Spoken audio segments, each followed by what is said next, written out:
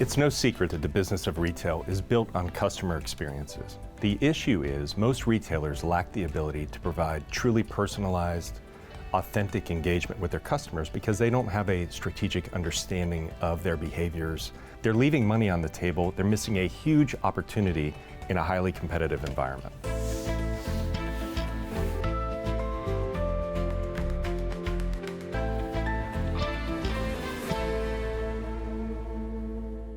This is Real Time Business. With us today is Mark Chambers, EY America's retail leader, to tell us more about this insight. Mark, thanks so much for being here. Thank you, Caroline. Really looking forward to today. So Mark, it sounds to me like retailers lack a holistic view of their customers. Why? So you're right. What we mean by that is, what are they buying?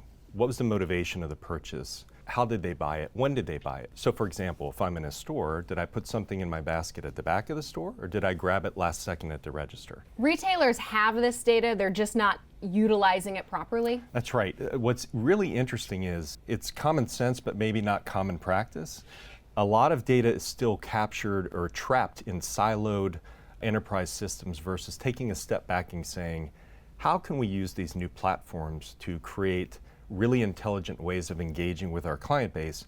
The ability to truly provide personalized experiences requires an understanding of all channels of consumer behavior across social media, e-commerce, in-store, and the ability to gather sufficient data from all of those different touch points is absolutely critically important. The byproduct is you can make better decisions to make your organization run better at the same time. How are you working with retailers to uncover this 360 view? We are working with retailers, both big and small, to leverage data differently than they have in the past. We're currently working with one very large discount retailer who up until this point had no information at all about their customers, not even a loyalty program. So we've worked with them to say, how do you use technology to capture what we would suggest to be anonymous buyers, if you will, and map those anonymous transactions against personas that can be defined using AI and some of the newer technologies. An example would be my shopping patterns are wildly different than my parents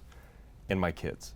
But over time, you don't have to know who I am to start to understand the nature of a buyer similar to me to allow you to customize how you go to market in service of my needs or my interests. We've been working with a lot of companies to do just that. They're seeing optimized inventory, efficiency across the supply chain overall, improved customer experience. The benefits are literally endless. So how have these findings shaped the way you advise retailers for the future? You know, it's interesting. A colleague of mine always says, how do we change the welcome to welcome back? I mean, at the end of the day, we work with our clients to say, you want to understand more about your customers for their benefit, not for yours. The results will follow.